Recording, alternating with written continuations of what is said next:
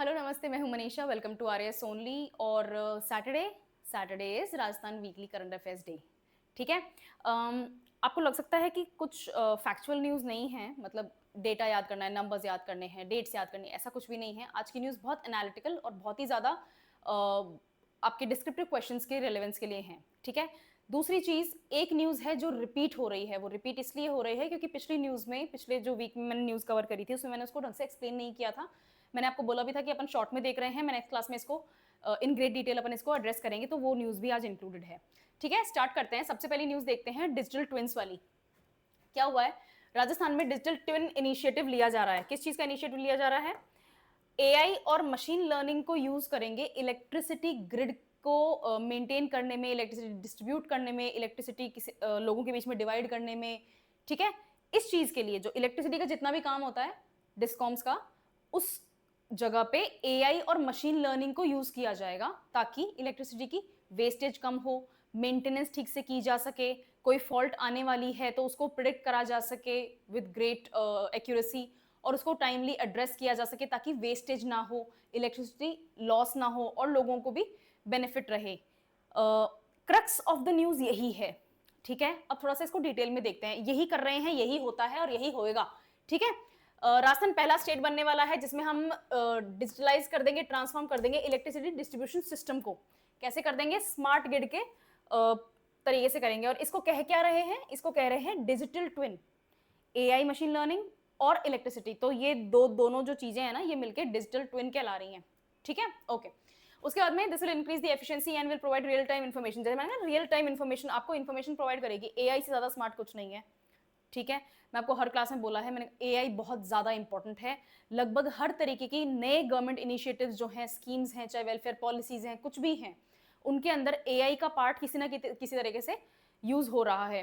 मैंने आपको पिछली वाली क्लास में भी बताया था, रिको नहीं, sorry, I am sorry, mining वाली न्यूज थी एक, कि हमें नई ब्लॉक्स ऑक्शन करने हैं, नए ब्लॉक्स हमें चाहिए, फला फला हमें मिनरल फला फला जगह पे मिल रहा है, और उसमें एआई का यूज करके उन्होंने पता लगाया है। ठीक है ना, सैटेलाइट इमेजरी और एआई और ये सब मशीन लर्निंग, ये सब यूज कर करके पता लगाया है कि धरती के अंदर यहाँ पर कौन सा धातु पाया जा रहा है। और जब हमें पुख्ता डेटा मिल गया है कि भाई ये यहाँ पर अवेलेबल है, तो हमने गवर्नमेंट से बोला है कि भाई हमें यहाँ पे माइंस ओपन करने की परमिशन दी जाए, क्योंकि हमने एआई यूज करके पता लगाया है। तो that was also big news.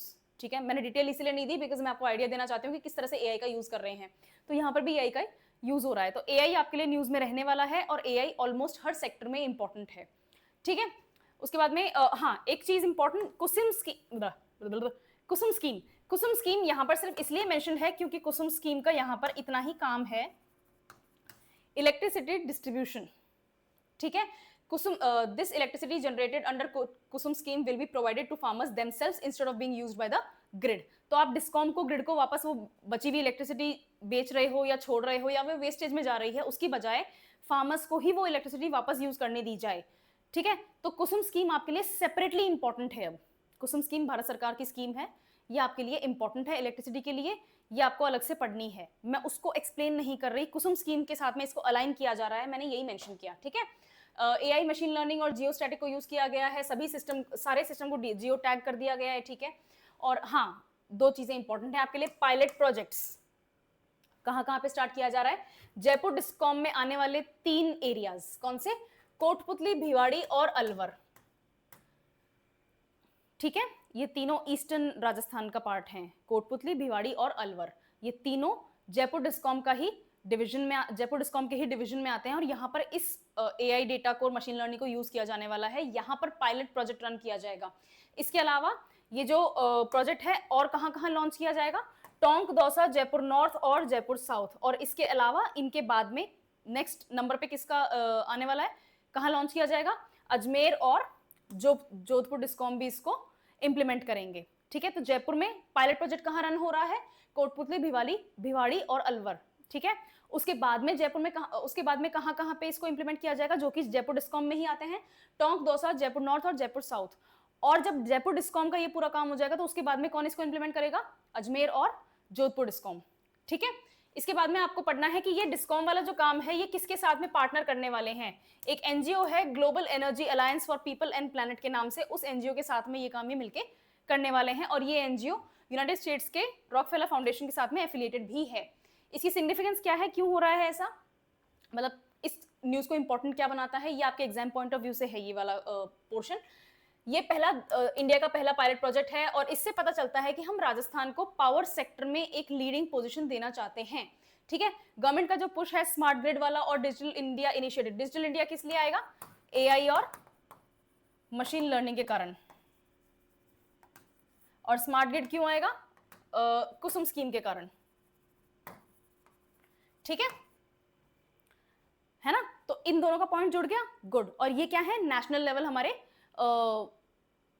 AIIMS हैं, हमारी एक तरह से टारगेट्स हैं, यस टारगेट्स हैं। ठीक है, तो इन टारगेट्स को भी हमने अचीव करने की कोशिश की है, गवर्नमेंट ऑफ इंडिया का जो टारगेट है उसको उसके साथ में अलाइन करने की कोशिश की है। ये आपका एग्जाम का काम है सारा, है ना, इसमें एक्सप्लेन करने का कुछ नहीं है, मैं भी बताती हूँ क्या लिखा हुआ है। आपके एग्जाम में जब क्वेश्चन आता है, जैसे मेरे पास में ये क्वेरी आई थी कि न्यूज़ तो मैं बता देती हूँ कि क्या हुआ है कैसे हुआ है, लेकिन एग्जाम में इसको फ्रेम कैसे करना है, एग्जाम में क्वेश्चन बनता है तो मुझे लिखना क्या है, तो आपको लिखना ऐसे है।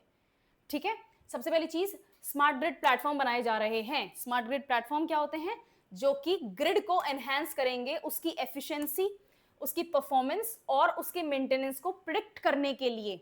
मैंने बोला था ना कि भाई एआई तो स्मार्ट है, एआई को तो पता चल जाएगा कि यहाँ पर मिस्टेक होने वाली है, कोई ना कोई इशू आने वाला है, तो एआई मुझे उस इशू के पैदा होने से पहले ही बता देगा कि ट्रेंड ये पता चल रहा है, मैंने स्टडी किया है पास्ट अकाउंट्स को जो भी है, और मुझे लगता है कि इस एरिया में ये इशू आने वाला है, तो वो इशू पैदा हो उससे पहले ही मैं मेंटेनेंस करवा दूं। ठीक है, तो इससे क्या होगा, वेस्टेज रुकेगी, है ना, इससे लोगों को भी परेशानी नहीं आएगी, कभी बिजली चली जाती है, कभी कंस्ट्रक्शन में नुकसान हो जाता है ना, तो ये सब नहीं होगा। तो आपकी ग्रिड एफिशिएंसी बढ़ेगी, ग्रिड की परफॉर्मेंस बढ़ेगी, और जो आप मेंटेनेंस के लिए प्रिडिक्शन चाहते हैं वो भी आपको मिलेगा। एआई बेस्ड टूल्स यूज करेंगे, तो एआई कौन कौन यूज करने वाला है, अब इलेक्ट्रिसिटी के प्रोडक्शन में और उनके डिस्ट्रीब्यूशन में कौन कौन लोग काम आते हैं, इंजीनियर्स, हर तरीके के, सब धरती को इंजीनियर ही चलाते हैं। I am not an engineer, ठीक है, तो ये मत सोचना कि मैम होंगी इसलिए मैम को, ना ना ना, everything is done by engineers. बहुत अलग अलग टाइप की इंजीनियरिंग होती है, वो नहीं होते तो नहीं होता कुछ भी। ठीक है, तो इंजीनियर्स को एआई चैटबॉट्स की जरूरत है, तो उनको वो प्रोवाइड किया जाएगा। जो भी कोई ब्रेकडाउन होगा उसके लिए पहले ही prediction is important, predictive alerts दे दिए जाएंगे, और डिसीजंस जो होंगे उनके लिए आपको जो सपोर्ट सिस्टम चाहिए, जो ब्रेनस्टॉर्मिंग चाहिए, वो भी आपको रियल टाइम मिलेगी, एआई आपकी हेल्प करेगा। उसके बाद में डिजिटल सेंसर्स, किसी भी टाइप का फॉल्ट का डिटेक्शन, अगेन डिटेक्ट करना, पता तो चले कि दिक्कत कहाँ आ रही है या फिर दिक्कत कहाँ आने वाली है। ठीक है, exactly, live location of issues और ट्रांसफॉर्मर्स और लाइंस को मॉनिटर करने का जो काम है वो भी यहाँ पे होगा। नेक्स्ट, मैपिंग एंड मॉडलिंग, जो भी आपकी फीडर्स हैं उनको विजुअली देख पाना, आपके लिए उनको रियल टाइम मॉनिटर कर पाना, उनको रियल टाइम हैंडल कर पाना कोई भी प्रॉब्लम को, वो भी यहाँ पे होगा। Digital maps for quicker problem solution. ठीक है, यही सब हो रहा है, आपकी प्रॉब्लम है, प्रॉब्लम को सॉल्व करने का काम है, तो एक इलेक्ट्रिसिटी ग्रिड में किस किस टाइप की प्रॉब्लम्स आ सकती हैं वो सब यहाँ पर आएगा, राइट। फार्मर्स के लिए क्या है कि फार्मर्स जो हैं अपनी इलेक्ट्रिसिटी अवेलेबिलिटी को रियल टाइम ट्रैक कर सकते हैं, उसके बाद में यूसेज और कॉस्ट जो है उनकी रियल टाइम उसको भी ये चेक कर सकते हैं। फास्टर रेजोल्यूशन ऑफ फॉल्ट्स, कोई भी फॉल्ट हो जाती है, again I am repeating the same thing because that is what is going to be doing. ठीक है, और इम्पैक्ट ऑन डिस्कॉम्स को काफ़ी हेल्प मिल जाएगी, जो भी पावर आउटेजेस होते हैं, जो भी मेंटेनेंस के इश्यूज होते हैं, जो भी ब्रेक्स होते हैं, फॉल्ट्स होते हैं, ये बिजली चोरी वाला जो झंझट होता है, ये सब भी मतलब वो आराम से हैंडल कर सकते हैं, तो डिस्कॉम्स के लिए भी काफ़ी फायदा है, राइट।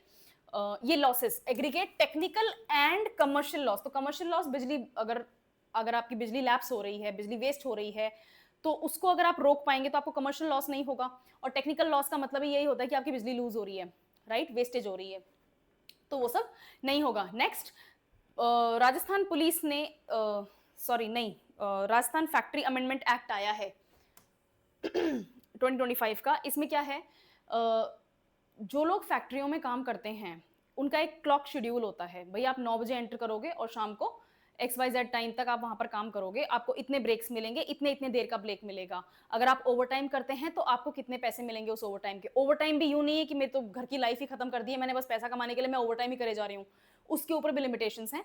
इसको थोड़ा सा लूजन आउट किया है, आप ज्यादा घंटे काम कर सकते हैं, आप ओवर टाइम का टाइम शेड्यूल भी बढ़ा सकते हैं, नाइट शिफ्ट भी कर सकते हैं, स्पेशली महिलाओं के लिए पहले नाइट शिफ्ट अवेलेबल नहीं था, उसको भी अलाउ करा है, तो ये अमेंडमेंट्स आए हैं। डिटेल में देखते हैं, आपको बिल का नाम पता होना चाहिए, नाम यहाँ रखा हुआ है, नाम आपको आना चाहिए, नाम जरूरी है याद करना। इसमें सबसे पहला अमेंडमेंट आपके लिए इंपॉर्टेंट है कि महिलाओं को शाम को 7 बजे के बाद में फैक्ट्रियों में काम करने की अब अनुमति होगी, पहले नहीं थी। ठीक है, अब महिलाएं शाम को 7 बजे के बाद में फैक्ट्रियों में नाइट शिफ्ट के रूप में काम कर सकती हैं, और मैक्सिमम वर्किंग आवर्स जो हैं पहले 9 घंटे के थे, अब 10.5 घंटे के कर दिए गए हैं। पहले आप 9 घंटे काम कर सकते थे फैक्ट्रियों में, अब आप 10.5 घंटे काम कर सकते हैं। इसके अलावा आप लगातार 6 घंटे तक काम कर सकते हैं बिना ब्रेक लिए। सुन के अजीब लग रहा है मैम, इससे तो शोषण होगा। हाँ, वो बहुत बड़ी प्रॉब्लम है जिसको एड्रेस करने की अलग से जरूरत है, रेगुलेशंस होने जरूरी हैं, बट अभी अपन अमेंडमेंट देखते हैं। ठीक है, तो आप बिना ब्रेक लिए 6 घंटे काम कर सकते हैं, ये भी एक अमेंडमेंट का पार्ट है। देखो, without break for 6 hours and beyond that, 6 घंटे या उससे ज्यादा आप काम कर सकते हैं। उसके अलावा पहले 3 महीने यानी कि एक क्वार्टर में आपको 30 घंटे की लीवे दी जाती थी कि आप 3 महीने में 30 घंटे का ओवरटाइम कर सकते हैं। सॉरी, 75 घंटे का, आई एम सॉरी, 3 महीने में 75 घंटे का ओवरटाइम कर सकते हैं। अब वो लीवे आपकी, अब वो लिमिटेशन आपकी हटा दी है। अब आप 3 महीने में 144 घंटे का ओवरटाइम कर सकते हैं, उसी हिसाब से आपका पेमेंट भी मिलेगा। मजबूर कोई नहीं करेगा, लेकिन पहले जो बाढ़ लगाई हुई थी ना कि भाई 75 घंटों से ज्यादा काम नहीं कर सकते आप 3 महीने के लिए, ओवरटाइम वाले शिफ्ट में, ओवरटाइम वाला पोर्शन जो है आपका उसमें, अब वो आपको 144 आवर्स का मिल जाएगा। ठीक है, तो 3 मंथ का आपका जो रेगुलर वर्किंग आवर्स है उसके अलावा आप 144 घंटे और काम कर सकते हैं। स्टेट गवर्नमेंट ने ये बोला है कि इससे बहुत ज्यादा एम्प्लॉयमेंट जनरेशन होगा, विमेन भी घर से बाहर निकलेंगी, काम करेंगी, मजबूरी नहीं है कि मेरे को सिर्फ दिन में काम करना है। कुछ महिलाएं ऐसी हैं जो रात में फ्री हो सकती हैं, रात में काम करना चाहती हैं, वो भी कर सकती हैं। इससे इकोनॉमिक एम्पावरमेंट आएगा विमेन का, और इंडस्ट्रियल प्रोडक्टिविटी भी बढ़ेगी, मैन्युफैक्चरिंग बढ़ेगी, लेबर ज्यादा एक्टिवेट होगी कुछ और इससे क्या होता है, कंपटीशन भी जनरेट होता है। ठीक है, एक फैक्ट्री कर रही है दूसरी, तो उसमें ज्यादा प्रोडक्शन बढ़ेगा तो दूसरी फैक्ट्री भी करेगी, तो जो लोग काम कर रहे हैं उनको ज्यादा घंटे काम करने को मिलेंगे, तो ज्यादा अर्निंग भी होगी। ठीक है, दिन रात फैक्ट्रियां चलेंगी, रात का फिर शिफ्ट अलग है, दिन का शिफ्ट अलग है। ठीक है, दिन रात फैक्ट्रियां चलेंगी, आपका प्रोडक्शन बढ़ेगा, प्रोडक्शन बढ़ेगा, सप्लाई बढ़ेगी, सप्लाई बढ़ेगी, तो आपका क्या कहते हैं, इन्फ्लेशन डाउन आएगा, प्राइसेस डाउन आएंगी। ठीक है, ऊपर से जीएसटी भी हटा दिया काफी सारी चीजों के ऊपर, कम कर दिया है काफी सारी चीजों के ऊपर, तो और बेनिफिट होगा। ये सब करने के पीछे बहुत बहुत बड़ा रीजन है अमेरिका के नए राष्ट्रपति। ठीक है, हाँ, आप मार्केट छीन लोगे तो कुछ तो करना पड़ेगा ना उस मार्केट को सस्टेन करने के लिए, कहीं से तो लाओगे आप। बढ़िया। कुछ ऐसे कंसर्न्स हैं कि भाई महिलाएं अगर रात को काम करेंगी तो उनकी सेफ्टी के ऊपर बहुत बड़ा क्वेश्चन मार्क लग जाएगा, तो बात सही है। मेरा ये कहना है कि भाई अगर इतना ही सेफ्टी का क्वेश्चन है तो फिर रात को मत काम करो, लेकिन ये तरीका गलत है, ये सोल्यूशन नहीं होता है ना। ये तो दरवाजे बंद कर देने होते हैं, आपने विक्टिम ब्लेमिंग कर दिया, मैंने विक्टिम ब्लेमिंग कर दी, है ना। इसीलिए कंसर्न सही भी है और इसको डील करने की जरूरत भी है। ठीक है, तो अगर कोई लोग ये बोलते हैं आपके सामने तो तुम्हें अगर इतना ही डर लगता है तो तुम मत करो, that is not a solution, है ना। आपने रेस्ट्रिक्शन लगा दिया, सोल्यूशन कहाँ है। कोशिश करो कि ना हो इस तरह की हरकतें, चाहे दिन हो चाहे रात हो, ना हो।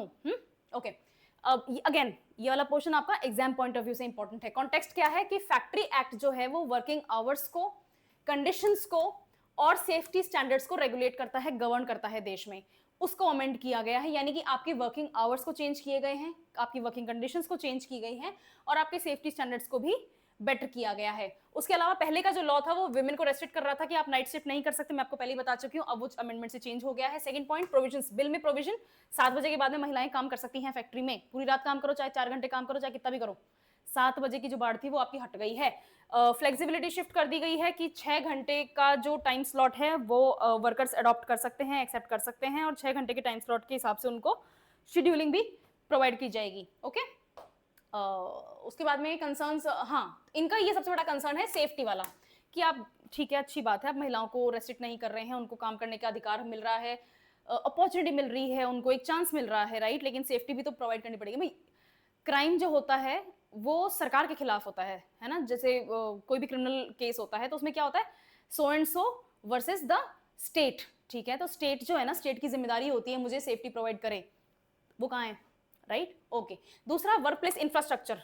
इन फैक्ट्रियों के आसपास या फैक्ट्रियों में जो लोग काम कर रहे हैं उनके लिए टॉयलेट्स अच्छे नहीं है, रेस्टिंग रूम्स नहीं है, लाइट अच्छी नहीं है, सेफ वर्किंग एनवायरनमेंट नहीं है। और ये सेफ वर्किंग एनवायरनमेंट सिर्फ बाहर ही नहीं, फैक्ट्रियों के अंदर भी लागू होती है ये चीज़। ठीक है, हैरेसमेंट वगैरह की जो शिकायतें आती हैं, जो भी परेशानियां होती हैं, जो भी ट्रॉमा है, जो भी अब्यूज झेलना पड़ रहा है वर्कर्स को, वो एनवायरनमेंट वो कैसे बेटर कर रहे हैं आप, वो भी करना जरूरी है। ठीक है, तो इस बिल ने, अमेंडमेंट बिल ने डायरेक्टली इसको एड्रेस नहीं किया है, इसलिए ये कंसर्न बना हुआ है। Third, mental and health issues, इस तरह से लोग है ना एक्स्ट्रा काम करेंगे या करवाया जाएगा उनसे एक्स्ट्रा काम, तो फिर वो अपना वर्क लाइफ बैलेंस खो देंगे, उनके फैमिली कुछ रिस्पॉन्सिबिलिटीज होती हैं, वो कौन संभालेगा, उसको उसका कौन ध्यान रखेगा। तो इससे क्या होता है, मेंटल हेल्थ डिस्टर्ब होती है, लोगों की साइकोलॉजिकल इश्यूज पैदा होने लग जाते हैं, हेल्थ इश्यूज हो जाते हैं, ठीक है।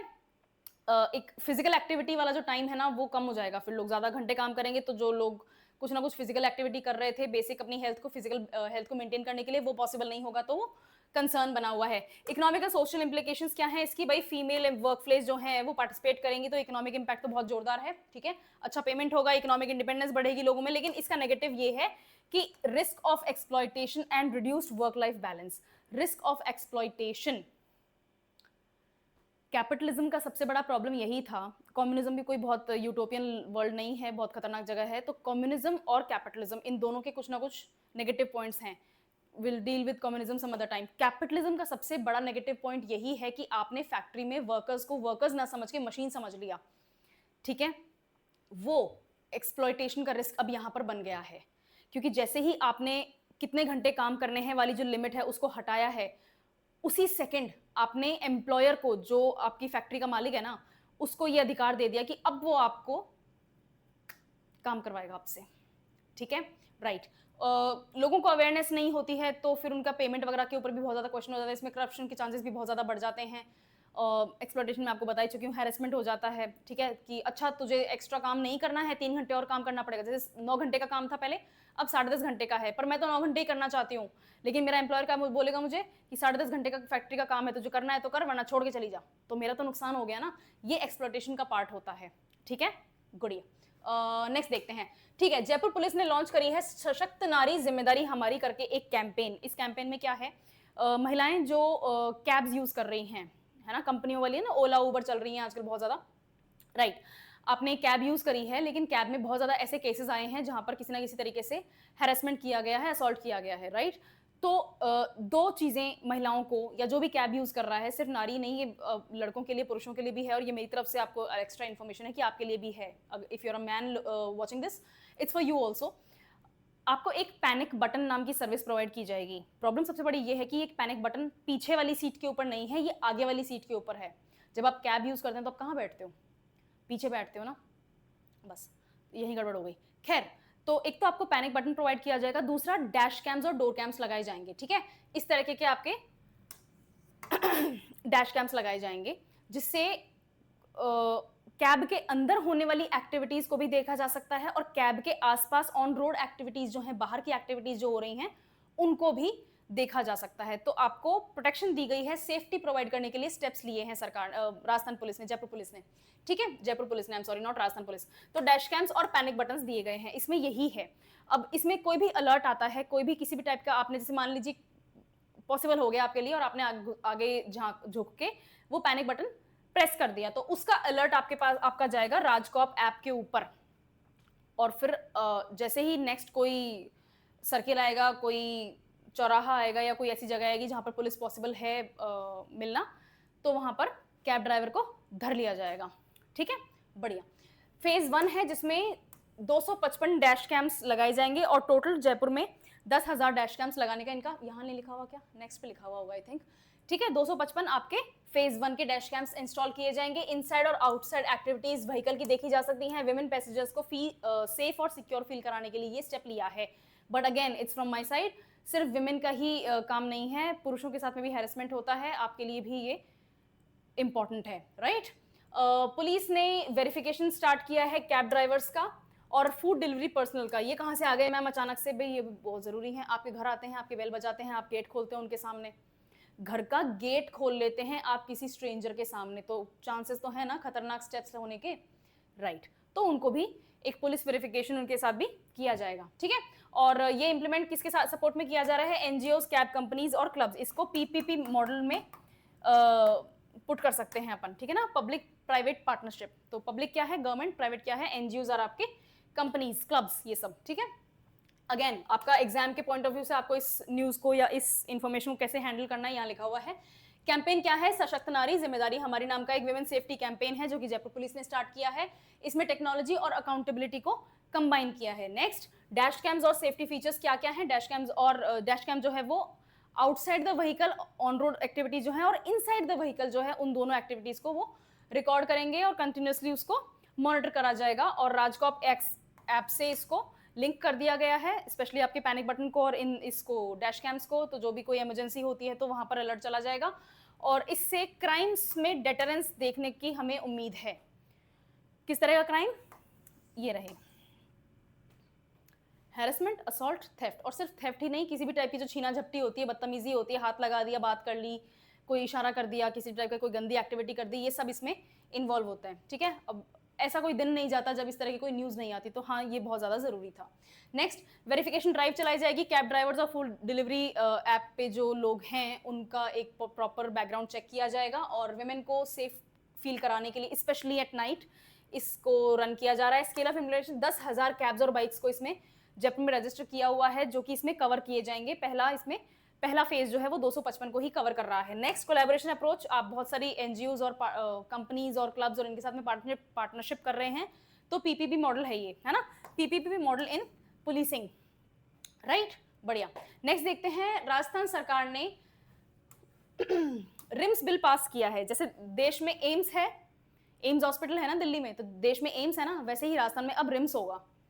ठीक है, उसी तरीके का स्ट्रक्चर, उसी तरीके का मॉडल और उसी तरीके की हमारी कोशिश रहेगी कि रिम्स में हम फैसिलिटीज भी प्रोवाइड करें। अगर आप माइंड में इमेजिन करते हो उस भीड़ को और उस बहुत ज़्यादा कंजस्टेड जो माहौल है, जो बहुत टेंशन वाला, ट्रॉमा वाला माहौल है, उसको छोड़ दो। तो अगर अपन एम्स इमेजिन करते हैं तो अपन क्या सोचते हैं? वर्ल्ड क्लास मेडिकल सर्विसेज अपने सामने हैं, वर्ल्ड क्लास डॉक्टर्स अपने पास में अवेलेबल हैं। ठीक है ना, वो सब चीज़ अब आपको रिम्स में प्रोवाइड की जाएगी। वहाँ पर क्या है, यूनिवर्सिटी भी है, मेडिकल कॉलेज है, वहाँ पर रिसर्च सेंटर है, तो ये भी रिम्स में आपके प्रोवाइड किया जाएगा। डिग्रीज मिलती हैं, है ना, डॉक्टर्स को डिग्री भी तो मिलती है, राइट, ट्रेनिंग होती है, वो सब कुछ भी रिम्स में होगा। पूरी न्यूज़ यही है। लेट्स चेक आउट कि अगर अपन ने कुछ मिस कर दिया है तो। हाँ, बिल का नाम आपके लिए इंपॉर्टेंट है from exam point of view, ये रहा बिल का नाम। ठीक है, Rajasthan institute of medical sciences RIMS bill 2025। और रिम्स जो है वो super speciality medical services provide करेगा राजस्थान में। ठीक है, 750 करोड़ रुपए का इसका बजटरी एलोकेशन है। रिम्स का फंक्शन होगा एक ऑटोनॉमस इंस्टीट्यूशन और यूनिवर्सिटी का भी। ये डिग्रीज और डिप्लोमास भी अवार्ड करेंगे नेशनल मेडिकल काउंसिल के कमीशन के अंडर में। और सुपर स्पेशलिटी डिपार्टमेंट्स, ये डिपार्टमेंट्स के नाम है। मेडिकल के बच्चे ज़्यादा अच्छे से कर सकते हैं, साइंस के बच्चे ज़्यादा अच्छे से कर सकते हैं। ठीक है, इसमें एक स्पेशल चीज़ है आयुष, है ना, आयुष मिनिस्ट्री है ना इंडिया की, राइट। तो आयुष का जो आपका जो आयुष में आते हैं, यूनानी वगैरह भी आता है इसमें, आयुर्वेदा, योगा, यूनानी और सिद्धा और इसी तरह से है ये इसका फुल फॉर्म, ये सारे भी इसमें। तो मतलब जो आपकी ट्रेडिशनल मेडिसिन है ना, उसको भी इसमें इन्वॉल्व किया जाएगा, उसको भी इसमें प्रोवाइड किया जाएगा। आपके chief secretary of the state जो हैं वो इसमें चेयरपर्सन होंगे और इनके अलावा ये मेंबर्स होंगे। ये आपको लर्न करना है, इसमें there is nothing that I can teach, there is nothing that I can explain. ये आपको लर्न करने हैं कि रिम्स के टॉप मैनेजमेंट के मेंबर्स कौन कौन से होने वाले हैं। चेयरपर्सन याद करना आपके लिए इंपॉर्टेंट है। राजस्थान सरकार के जो चीफ सेक्रेटरी हैं वो आपके चेयरपर्सन होंगे, उनके अलावा ये मेंबर्स आपके टॉप मैनेजमेंट का पार्ट होंगे। उसके अलावा कॉर्पस फंड इंश्योर किया गया है ताकि ट्रांसपेरेंसी बनाई जा सके फाइनेंस कमेटी के द्वारा। और रिम्स का काम क्या होने वाला है, राजस्थान को एक world class medical research, education और मेडिकल टूरिज्म के लिए रेडी करना। इतना तो पता है कि इंडिया में दुनिया भर से मेडिकल टूरिज्म आता है, ठीक है ना। किसी की कोई चोट लग जाती है, कोई बीमारी हो जाती है, कोई इलाज चाहिए, किसी टाइप की कोई फिजियोथेरेपी, जो भी है ना, जो भी मेडिकल की वर्ल्ड का काम है ना, उसके लिए इंडिया बहुत ज़्यादा फेमस है। क्यों? क्योंकि हमारे पास में वर्ल्ड टेक्नोलॉजी है, जो दुनिया में मेडिकल टेक्नोलॉजी अवेलेबल है वो इंडिया में है और सस्ती है, अफोर्डेबल। सिर्फ हमारे लिए नहीं है, वो दुनिया के लिए भी अफोर्डेबल है।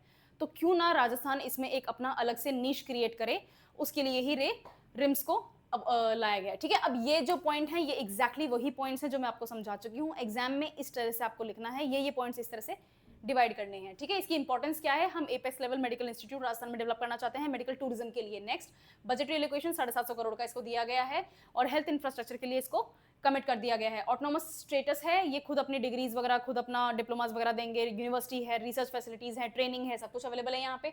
ठीक है, सुपर स्पेशलिटी डिपार्टमेंट, जो भी सुपर स्पेशलिटी वाले जो मेडिकल डिपार्टमेंट्स हैं वो यहाँ पर अवेलेबल होने वाले हैं। उसके अलावा इंटीग्रेशन ऑफ आयुष, गवर्नमेंट का जो होलिस्टिक मेडिकल अप्रोच है वो यहाँ पर दिया जाएगा, उसको मॉडर्न मेडिसिन के साथ में ब्लेंड किया जा रहा है। ठीक है, गवर्नेंस स्ट्रक्चर जैसा कि इंडिया के अदर टॉप इंस्टीट्यूट्स का गवर्नेंस स्ट्रक्चर है वैसा ही यहाँ पर मेंटेन किया जाएगा और राजस्थान का मेडिकल पोटेंशियल जो है उसको यूज करने की हमारी कोशिश है। उसके अलावा HRD ह्यूमन रिसोर्स डेवलपमेंट में हम ट्रेन करेंगे, स्पेशलाइज करेंगे, रिसर्च करेंगे, मैं आपको बता चुकी हूँ।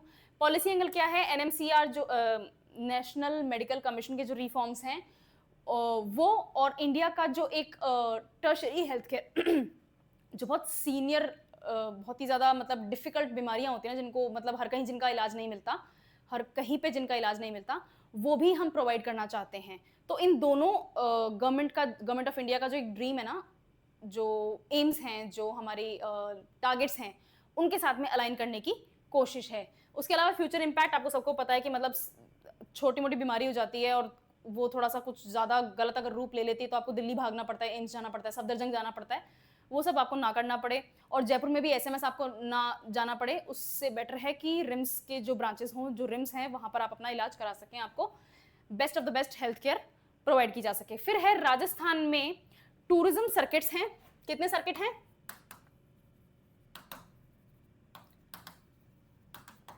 राजस्थान में 9 टूरिज्म सर्किट हैं, है ना, 9 टूरिस्ट सर्किट हैं। दो नए टूरिस्ट सर्किट बनाए जा रहे हैं। एक तो है महाराणा प्रताप का टूरिस्ट सर्किट और दूसरा है ट्राइबल टूरिस्ट सर्किट, और इनको इंटीग्रेट किया जाएगा जो ऑलरेडी एग्जिस्टिंग टूरिज्म सर्किट हैं उनके साथ में।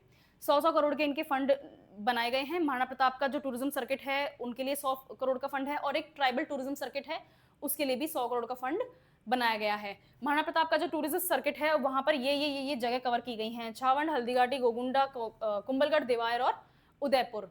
छावंड वो जगह है जो लेटर ईयर्स में महाराणा प्रताप की कैपिटल थी। हल्दीघाटी का युद्ध सबको पता है, गोगुंडा में फोर्ट है, कुंभलगढ़ में फोर्ट है, देवायर और उदयपुर इनकी मेन कैपिटल थी, मेवाड़ डायनेस्टी, राइट। ये समझ में आ गया? बढ़िया। इसमें यही है सिर्फ, और हम क्यों चाहते हैं कि ऐसा हो, महाराणा प्रताप की जो लेगेसी है वो यंग जनरेशन में, जो मॉडर्न जनरेशन है उसमें लैप्स ना हो जाए, लूज ना हो जाए, खो ना जाए वो पीछे कहीं। उनको पॉपुलराइज करने के लिए, उनकी वैलर की स्टोरीज लोगों में पॉपुलराइज करने के लिए, कुछ बेसिक मॉरल्स लोगों में आए, उसके लिए हम चाहते हैं कि इनको मेन स्ट्रीम किया जाए। ठीक है, बढ़िया। ये आपके टूरिज्म सर्किट का मैंने मैप लगाया है as someone who is handling your geography portion. Map आपके लिए इंपॉर्टेंट है। इसमें कौन कौन से हैं? डेजर्ट सर्किट है, शेखावाटी सर्किट है, सीकर झुंझुनू वगैरह वाला, ठीक है। ब्रिज मेवाड़ सर्किट है, यहाँ पर आपके धौलपुर करौली, हाँ धौलपुर, अलवर, सरिस्का, ये सब वाला पोर्शन आपका आता है। ढूंढार सर्किट है जिसमें जयपुर आता है। हाड़ौती सर्किट है, कोटा, बाना, झालावाड़ वाला सर्किट आता है। वागड़ सर्किट है आपका, ठीक है, साउथ राजस्थान। मेवाड़ सर्किट है आपका, समझ में आ रहा है? गुड। गोडवाड़ सर्किट है आपका, माउंट आबू वगैरह वाला इलाका इसमें आता है। मेवाड़ और मारवाड़ सर्किट है आपका, दैट इज जोधपुर और ये नागौर, जोधपुर वगैरह वाला जो पोर्शन आपका मारवाड़ सर्किट है, ठीक है। अब महाराणा प्रताप वाला सर्किट इस एरिया में रहेगा, गोडवाड़ और मेवाड़ सर्किट का पोर्शन रहेगा। हाँ ठीक है, तो मैंने यही बोला कि जो 2 नए टूरिस्ट सर्किट बना रहे हैं वो इनके साथ में इंटीग्रेट किए जाएंगे। उसी तरह से ट्राइबल टूरिस्ट सर्किट जो है वो आपका हाड़ौती रीजन और वागड़ रीजन में इंटीग्रेट किया जाएगा। ठीक है, महाराणा प्रताप का सर्किट 100 करोड़ रुपए लिख दिए मैंने, ठीक है। और tourism circuit, tribal tourism circuit भी आपका यहाँ पर 100 करोड़ का फंड, इन्वेस्टमेंट फंड यहाँ पर प्रिजर्व किया गया है। इससे राजस्थान का टूरिज्म बूस्ट होएगा। टूरिज्म चाहते हैं ना हम, हमारे पास में हिस्टोरिकल टूरिज्म है, हमारे पास में नेचुरल डेजर्ट टूरिज्म है, हमारे पास में एनिमल बायोडाइवर्सिटी टूरिज्म है, तो हमारे पास में इस तरह के कोई हेरिटेज टूरिज्म क्यों ना हो, अलग से होने चाहिए। और अगर राजस्थान में महाराणा प्रताप ही नहीं है, महाराणा कुंभा नहीं है, राव जोधा नहीं है, तो फिर कौन है? ठीक है ना, राजा भारमल नहीं है, यही नहीं है तो फिर कौन है, राइट। तो मतलब आप महाराष्ट्र से छत्रपति शिवाजी महाराज को छीन लो तो क्या बचेगा? तो वो चीज़ें यहाँ पे भी, ठीक है। तो मिडिवल इंडिया के best of the best heroes हमारे पास में है, तो हम इनको क्यों नहीं एज अ टूरिज्म प्रमोशन के लिए यूज करें, right. Okay, tourism development Rajasthan का, अगेन आपके एग्जाम पॉइंट ऑफ व्यू से मैंने अलग अलग से पॉइंट डिवाइड किए हुए हैं। कौन कौन से सर्किट है राजस्थान में? ऑलरेडी बहुत सारे सर्किट्स हैं, 9 सर्किट्स हैं। आपको ये सर्किट्स पता होने चाहिए, कौन कौन सी सिटीज, मेजर सिटीज और कौन कौन से मेजर टूरिस्ट अट्रैक्शंस इन सर्किट्स में काउंट होते हैं। ये आपके लिए 9 सर्किट्स अवेलेबल हैं, इनको रट के घूंट के पी जाना है। आएगा एग्जाम में, डायरेक्ट क्वेश्चन आता है, डिस्क्रिप्टिव क्वेश्चन भी आता है और आपके एमसीक्यूज में भी आता है, यानी कि आपके प्री में भी आता है, ठीक है। और मैंने जितना ऑब्जर्व किया है, इंटरव्यूज में भी बहुत ज्यादा इसको एक तरह से टॉपिक को अलाइव रखा जाता है। अगर आपका पैनल आपके एरिया से कोई भी नहीं है या फिर आपकी हिस्ट्री से कोई जुड़ा हुआ नहीं है और आप ऐसी जगह से आए हैं, जैसे आप मारवाड़ एरिया से आए हैं, तो वो डेफिनेटली टूरिज्म की बात करेंगे, because that is one of the biggest tourism point of Jaipur, Rajasthan, ठीक है। तो डेजर्ट सर्किट हो गया, मारवाड़ सर्किट हो गया, आपका जो नीचे वागड़ वाला सर्किट है वो हो गया, ये बहुत इंपॉर्टेंट है ना, समझ में आ रही है, राइट। और महाराणा प्रताप और ट्राइबल सर्किट जो है हमारे कल्चरल टूरिज्म को स्ट्रेंथन करने का एक बहुत बड़ा टूल है, राइट। महाराणा प्रताप की हिस्टोरिकल इंपॉर्टेंस है, बैटल ऑफ हल्दी घाटी वगैरह, और छावंड उनकी कैपिटल थी, और राजपूत वैलर, और you know what, I personally feel कि ये वाला पोर्शन है ना वो सिर्फ इनके लिए ही लागू नहीं होता। महाराणा प्रताप सिर्फ राजपूतों के ही महाराणा प्रताप नहीं है, वो सबके हैं, राइट। जैसे आप I take the same example, Chhatrapati Shivaji Maharaj है, वो सिर्फ मराठाओं के नहीं हैं, वो हिंदवी स्वराज का पूरा एक सिंबल है। उसी तरह से महाराणा प्रताप राजस्थान की वैलर का सिंबल है, वो सिर्फ राजपूत वैलर के लिए नहीं है। बट हाँ, आप एग्जाम में अगर इनको स्पेसिफाई करके लिखना चाहते हैं तो वेल एंड गुड, नहीं भी लिखना चाहते तो Maharana Pratap is one of the best historical figures of Rajasthan, ठीक है। तो ये आपके इंपॉर्टेंस रखते हैं। ट्राइबल सर्किट बहुत ज्यादा इंपॉर्टेंट है। मैंने एक राजस्थान की न्यूज की ही पहले एक वीडियो ली है, क्लास ली है, उसमें मैंने अच्छे से बताया है कि कौन कौन से डिस्ट्रिक्ट में कौन कौन सी ट्राइब्स किस किस परसेंटेज में पाई जाती हैं, कहाँ उनकी पोजीशन है, उनमें से कौन सी शेड्यूल ट्राइब्स हैं, कौन सी नोमैडिक हैं, कौन सी शेड्यूल कास्ट हैं, और वहाँ पे कौन कौन से फेमस फोक सॉन्ग्स हैं, फोक म्यूजिक हैं। तो वो वहीं से मैं रिपीट नहीं कर रही हूँ, ठीक है। अगर आप चाहते हैं कि मैं इसको और इलेबोरेट वे में बात करूं, because Rajasthan and tribes these are too very intermingled, तो फिर अपन इसको एक अलग क्लास में अलग से डील करेंगे, लेकिन ये मैंने ऑलरेडी पहले बताया हुआ है, ठीक है। और tribal art, music, dance, fairs, rituals, इनको प्रिजर्व करने की बात है। तो आप टूरिज्म सर्किट मेंटेन करेंगे तो उनको प्रिजर्व करने के लिए भी आप इंफ्रास्ट्रक्चर क्रिएट कर पाएंगे। इकोनॉमिक इंपैक्ट क्या है? इकोनॉमिक इंपैक्ट सबको पता होता है, लोकल सर्विसेज पैदा होंगी, वहाँ पर हॉस्पिटैलिटी इंडस्ट्री आएगी, वहाँ पर एम्प्लॉयमेंट जनरेशन होएगा, वहाँ पर हैंडीक्राफ्ट्स की सेल होएगी, ठीक है। और कल्चरल डिप्लोमेसी, राजस्थान ऑलरेडी दुनिया में बहुत ज़्यादा फेमस है, राजस्थान एक्चुअली दुनिया में बहुत फेमस है, ठीक है। हम उस फेम को टैप नहीं कर पा रहे क्योंकि हमारे पास में ऐसी सर्विसेज नहीं है, ऐसी वर्ल्ड क्लास हमारे पास में इंफ्रास्ट्रक्चर नहीं है। That is a very sad thing honestly, but हम ऑलरेडी फेमस हैं, तो उस फेम को हम क्यों यूज़ ना करें, ठीक है। और क्यों, कैसे यूज़ करें? सॉफ्ट डिप्लोमेसी के लिए, राइट, गुड। नेक्स्ट है गांव चलो अभियान। ये वाली न्यूज़ आपकी रिपीट हुई है, पिछली बार था शहर चलो अभियान और गांव चलो अभियान, मैंने बहुत शॉर्ट में एक्सप्लेन किया था। तो अब अपन एक एक क्लास में इनको डिटेल में देखेंगे। नेक्स्ट क्लास में मैं आपके लिए शहर चलो अभियान डिटेल में लेकर आऊंगी। गांव चलो अभियान क्या है? 19 सितंबर से 2 अक्टूबर तक गांव में, राजस्थान के गांव में एक कैंपेन चलाया जाएगा, awareness campaign, self reliance campaign, ठीक है। एक तरह यहाँ है self reliance and awareness campaign, जिसमें उनको लोगों को, गांव के लोगों को सेल्फ रिलायंट होने के तरीके बताए जाएंगे। हम नहीं चाहते कि गांव के लोग इसलिए शहर में आके माइग्रेट करें कि हमारे पास गांव में कोई काम ही नहीं है, हम पेट कैसे भरेंगे। तो हम उनको सिखाएंगे कुछ ऐसे स्किल्स जो वो यूज़ कर सकते हैं एम्प्लॉयमेंट जनरेशन के लिए। Self reliance, cleanliness is very important, ठीक है। तो सेल्फ रिलायंस, क्लेनलीनेस जो है, ये दोनों गांधीयन फिलॉसफी भी हैं, राइट। ग्राम स्वराज वाला काम वो आइडिया किसने दिया था? गांधी ने दिया था ना, राइट। तो ये आपके लिए यहाँ पर इंपॉर्टेंट है। अवेयरनेस ड्राइव्स चलाई जाएंगी, गवर्नमेंट की कितनी स्कीम्स आ रही हैं, वेलफेयर पॉलिसीज हैं, अदरवाइज भी जो प्राइवेट वर्क फोर्स है वो भी क्या क्या चाहती है, कहाँ पे क्या क्या एम्प्लॉयमेंट जनरेशन हो सकता है, क्या टेक्नोलॉजी चल रही है, कैसे यूज़ कर सकते हैं, जिस भी तरीके की इंफॉर्मेशन लोगों को चाहिए अवेयरनेस कैंपेन में प्रोवाइड की जाएगी। और फिर उनको एम्पावर भी किया जाएगा। भाई अवेयरनेस हो भी गई तो फिर आप उसको यूज़ कैसे करोगे, राइट, है ना। अंडरस्टैंडिंग होनी चाहिए। 19 सितंबर से 2 अक्टूबर, यस, आपके गांव चलो अभियान यहाँ पर है। हर फ्राइडे को 2 ग्राम पंचायत और उसमें आने वाली सभी पंचायत समितिज को इन्वॉल्व किया जाएगा। और ऑब्जेक्टिव ऑफ कैंपेन में आपको बता चुकी हूँ, self reliance, cleanliness, awareness and empowerment, ठीक है। और फोकस किस चीज के ऊपर होगा? Service delivery, awareness, peoples participation and extension of welfare scheme benefits. इन्हीं की अवेयरनेस की जरूरत है, इन्हीं का ही तो नहीं पता होता है ना, गुड। एक्टिविटीज, अब ये जो है ये आपके again exam point of view से मैंने अलग से डिवाइड करके दिया है पॉइंट्स को। गवर्नमेंट स्कीम्स बताया जाएगा कि क्या क्या कैसे एप्लीकेशन लगानी है, क्या क्या स्कीम्स चल रही। पहले तो अवेयर कराओ उनको, पहले तो बताओ उनको कि क्या क्या चल रहा है, ठीक है। फिर आपके अगर काम की ये स्कीम है तो आपके लिए एक एप्लीकेशन प्रोसेस है, उस एप्लीकेशन का अप्रूवल भी होगा अलग अलग डिपार्टमेंट से, अलग अलग जगहों पे, अलग अलग स्कीम्स के लिए, ठीक है, वो कराया जाएगा। हेल्थ इनिशिएटिव्स लिए जाएंगे और उसी के साथ में यूडीआईडी डिस्ट्रीब्यूशन भी किया जाएगा। डिसेबल्ड लोगों को यूडीआईडी कार्ड दिया जाएगा, डिसेबिलिटी कार्ड दिया जाएगा, और वो तभी पॉसिबल है जब ऐसे हेल्थ कैंप्स लगे, मेडिकल कैंप्स लगे जहां पर उनके चेकअप्स हो सकें। कोई वैक्सीनेशन की जरूरत है तो वो भी प्रोवाइड की जाएगी। प्रेग्नेंट मदर्स को किसी टाइप की कोई जरूरत है, इंफॉर्मेशन की, कोई मेडिकल हेल्प चाहिए, वो भी प्रोवाइड की जाएगी। Whatever you want to imagine ना, इन चीज़ों में वो सब आ सकता है। तो आप अगर एग्जाम्पल लिखना चाहते हैं डिस्क्रिप्टिव आंसर में वर्ड लिमिट पहुंचने के लिए तो ये अच्छा है, ठीक है। उसके बाद में local area development, MP lads के बारे में आपने सुना है, member of parliament local area development funds, है ना। यही था ना, प्राइम मिनिस्टर ने स्टार्ट किया था एमपी लेड फंड्स।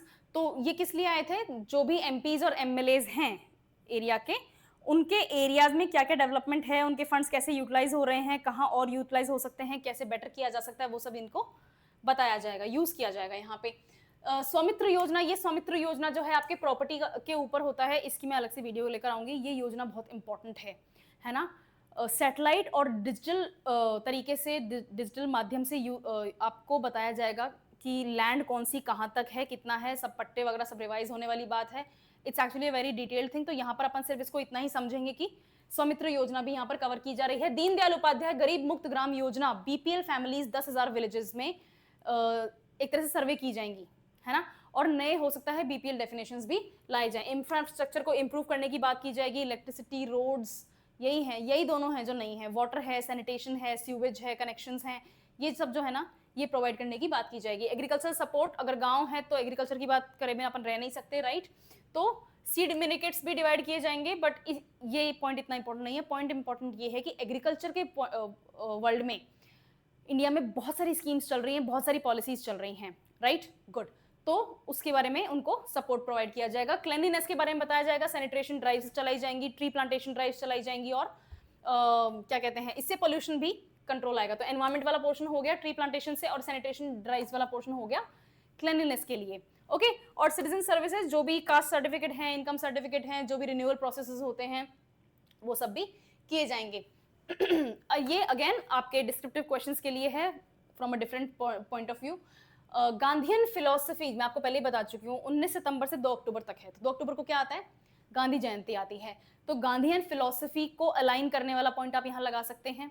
अगर आप गाँव को सशक्त बनाना चाहते हैं तो गांधी जी तो खुश होंगे, सबसे पहला उन्हीं का था वो, कि if you want to know the real India, villages are the real India, वो सब जो चीज़ें हैं वो यहाँ पर अलाइन होती हैं, राइट। तो गांधी जयंती के दिन गांधीयन फिलोसफी को हम रिफ्लेक्ट करने की कोशिश कर रहे हैं ग्राम स्वराज और सर्वोदय के माध्यम से। तो ये जो यहाँ पर गांव चलो अभियान है, वो इन दोनों को ही सेटिस्फाई करता है। Next, integrated rural development. तो रूरल एरियाज में जिस तरह की भी वेलफेयर ड्राइव चलाने की जरूरत है, डेवलपमेंट ड्राइव चलाने की जरूरत है, वो सब यहाँ पर इंटीग्रेट होती हैं। नेक्स्ट, एडमिनिस्ट्रेटिव इनोवेशन है, नोडल ऑफिसर्स को अपॉइंट किया जाएगा।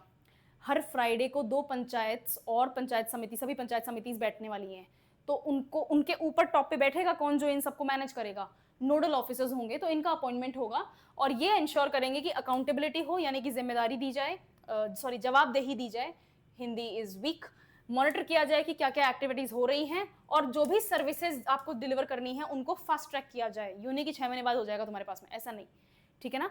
जो भी परेशानी है उसको हाथों हाथ दूर करने की कोशिश की जाए, राइट। सोशियो इकोनॉमिक बेनिफिट्स क्या हैं, स्कीम अगर रूरल एरियाज तक पहुंचेंगी तो लोगों का माइग्रेशन नहीं होगा, लोगों का माइग्रेशन कम होगा, राइट। उसके अलावा स्कीम्स का एक्चुअली यूटिलाइजेशन होगा। तो अगर स्कीम्स का यूटिलाइजेशन होगा तो करप्शन के चांसेस भी अपने कम होंगे। नेक्स्ट, मार्जिनलाइज्ड ग्रुप्स जो हैं, जिन तक डीबीटी वगैरह नहीं पहुंच रहा है, या फिर जिन तक सर्विसेज ही नहीं पहुंच रही, डीबीटी तो बहुत दूर की बात है, सर्विसेज ही नहीं पहुंच रही हैं, तो उन तक सर्विसेज पहुंचाएंगे तो वो एम्पावर्ड होंगे, एम्पावर्ड फील करेंगे, और डॉक्यूमेंटेशन वगैरह वाला जो प्रोसेस है वो भी उनका चलेगा। बीपीएल ड्राइव चलेगी 10,000 विलेजेस में, राइट, तो वो यहाँ पर आ जाएगा। सर्टिफिकेट दिए जाएंगे, हेल्थ सर्टिफिकेट हो गया आपका, डिसेबिलिटी सर्टिफिकेट हो गया, ये सब भी आपके यहाँ पर तैयार होंगे। और सेल्फ रिलायंस होगी। मैं बताती हूँ क्या होता है सेल्फ रिलायंस, इतना इंपॉर्टेंट क्यों है। आपके अंदर दुनिया को फेस करने का कॉन्फिडेंस बहुत ज़रूरी है, ठीक है। एग्जाम के लिए नहीं बोल रही हूँ, इस पॉइंट के लिए ही नहीं बोल रही हूँ, ये अदरवाइज लाइफ का पोर्शन भी है। आपके अंदर वो कॉन्फिडेंस तभी आएगा जब आपके पास में जानकारी होगी। Information is the best kind of defence that you can have. वो इन्फॉर्मेशन यहाँ प्रोवाइड होगी। अगर आपके पास में इन्फॉर्मेशन होगी then you can face the world, वो वाली चीज है, ठीक है। तो सेल्फ रिलायंस आपके लिए बहुत इंपॉर्टेंट है। ये आज की लास्ट न्यूज है।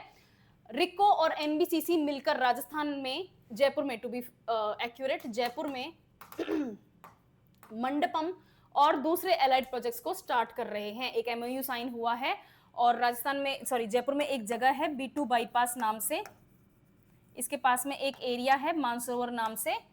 अगर आप जयपुर निवासी हैं तो आप इस एरिया को जरूर जानते हैं। B2 बाईपास के पास में एक ऐसा लैंड अलॉट की गई है रिको और एनबीसीसी के द्वारा, जहां पर जैसे दिल्ली में ना भारत मंडपम, वैसे ही यहाँ पर राजस्थान मंडपम बनाया जा रहा है। इसको क्या कहते हैं, इसको कहते हैं एम्फी थिएटर, ठीक है। वहाँ पर आप मीटिंग्स कर सकते हैं, कॉन्फ्रेंसेस कर सकते हैं, एग्जीबिशंस लगा सकते हैं, वहाँ पर होटल्स होंगे, वहाँ पर हैंडीक्राफ्ट्स के मार्केट्स होंगे, मतलब वो पूरा का पूरा एक तरह से बिजनेस हब बना रहे हैं उस जगह को। यही न्यूज़ है। राजस्थान मंडपम बनाया जा रहा है, ग्लोबल कैपेबिलिटी सेंटर होगा, उसमें एक आईटी टावर होगा, होटल्स होंगे और रेजिडेंशियल और कमर्शियल टावर्स होंगे जहाँ पर रेजिडेंशियल होम्स होंगे, यस, और बहुत सारे ऑफिसेज के एरियाज भी दिए जा रहे हैं। राजस्थान मंडपम क्या होगा? वर्ल्ड क्लास वेन्यू होगा जहाँ पर कॉर्पोरेट सेक्टर के बहुत बड़ी बड़ी कॉन्फ्रेंसेज होती हैं, पार्टीज होती हैं, वो सब होस्ट करी जा सकती हैं, सेमिनार्स हो सकते हैं, एग्जीबिशंस हो सकते हैं। ऐसी फैसिलिटीज और अरेंजमेंट्स बनाए जाएंगे जहाँ पर छोटी बड़ी जितने भी इवेंट्स हैं नेशनल और इंटरनेशनल इंपॉर्टेंस के लेवल के, वो यहाँ पर ऑर्गेनाइज किए जा सकें। उसके अलावा मंडपम को डेवलप किया जाएगा ऑन द थीम ऑफ विकास के साथ विरासत भी। विरासत क्या होती है? आपकी हेरिटेज है ना, जो आप इतिहास से लेते हुए साथ में आ रहे हैं, वो विरासत। अभी अपन महाराणा प्रताप की बात कर रहे थे, तो वो विरासत ही तो है। और क्या है? It's your rich heritage, it's your rich history, है ना। तो अपन को हेरिटेज भी प्रिजर्व करनी है और डेवलपमेंट भी करना है। तो ये प्राइम मिनिस्टर मोदी का ही स्लोगन था, विकास के साथ विरासत भी, तो ये उसी के साथ में अलाइन किया जा रहा है।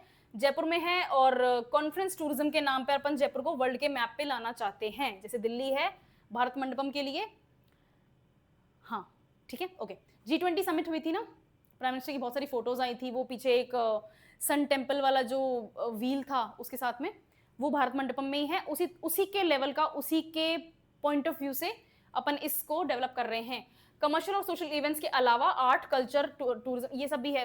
कॉन्सर्ट्स होंगे वहाँ पे, so if you are a fan of concerts तो आप वहाँ पर जा सकते हैं। नेक्स्ट वहाँ पर कॉन्सर्ट्स होने वाले हैं, ठीक है। Again exam point of view से आपके अलग तरीके से अपन इस न्यूज़ को देख लेते हैं। डेवलपमेंट विद हेरिटेज, ये थीम है, राजस्थान मंडपम की यही थीम है, ठीक है। थीम के ऊपर क्वेश्चंस बनते हैं, आपके याद करनी है। राजस्थान मंडपम कैसे सर्व करेगा? कल्चरल और टूरिज्म सेंटर के रूप में भी इसको सर्व करने का मौका मिलेगा। प्रोजेक्ट का विजन क्या है? डेवलपमेंट विद हेरिटेज, अगेन विकास के साथ विरासत भी। ये हिंदी में भी आपको आना चाहिए बाय द वे, क्योंकि क्वेश्चन हिंदी में भी फ्रेम हो सकता है। आप इंग्लिश मीडियम के स्टूडेंट हैं तो भी क्वेश्चन में ये सिर्फ हिंदी में लिखा हुआ आ सकता है, ठीक है, ओके। और फैसिलिटीज क्या क्या प्रोवाइड की जाएंगी अपन बात कर चुके हैं ऑलरेडी, और maintenance, long term sustainability aspects वगैरह इसमें ध्यान दिए गए हैं, ठीक है। This is not that important. ये एमओयू किसके साथ में हुआ है, दैट इज नॉट इंपॉर्टेंट आपके लिए। हाँ, ये दोनों इंपॉर्टेंट हैं, ये दोनों, इन दोनों ने एमओयू किया है, ये इंपॉर्टेंट है आपके लिए। रिको नोडल एजेंसी है इंडस्ट्रियल डेवलपमेंट के लिए, और एनबीसीसी गवर्नमेंट ऑफ इंडिया का एक नवरत्न एंटरप्राइज है जो कि कंस्ट्रक्शन और प्रोजेक्ट मैनेजमेंट के लिए स्पेशलाइज्ड है, ठीक है, ओके। कौन सा? एनबीसीसी भारत सरकार का नवरत्न है। नवरत्न सुना है? ओएनजीसी वगैरह वो सब नवरत्न का पार्ट होते हैं। 9 big companies, 9 big sector enterprises, उसमें से एक एनबीसीसी है, ठीक है। टूरिज्म इंपैक्ट होगा, हाँ जी होगा। हेरिटेज और हाईटेक कॉन्सेप्ट को अपन ने ज्वाइन करने की कोशिश की है, बिल्कुल करी है।